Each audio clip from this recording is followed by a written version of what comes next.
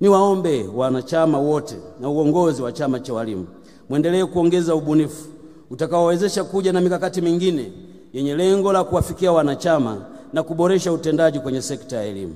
Napongeza pia kwa kuendelea kushirikiana na serikali kuboresha elimu kupitia miradi mbalimbali kama ambavyo umeieleza kwenye risala yenu. Na kuna watu wengine wanaweza kuwa wanadhani kuna mambo yanatokea tu kwa bahati mbaya.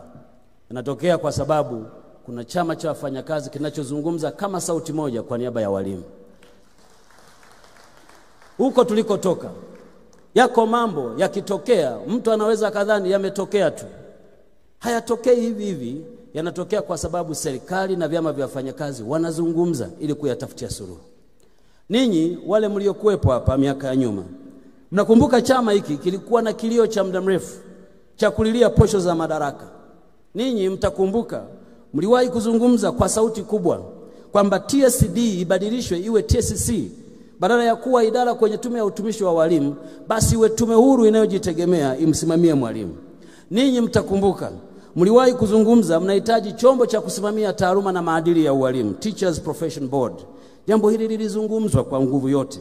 Ninyi mnakumbuka wakati walimu wanaondolewa wa daraja C, chama hiki ndicho kilichopiga kelele ili walimu wale wapewe nafasi wajisomee wabaki kazini. Haya yakitokea, hata kama kuna mtu hata yataja, mbingu zitayataja ya kuwa ni mchango wa chama cha walimu kwenye taaluma ya ualimu.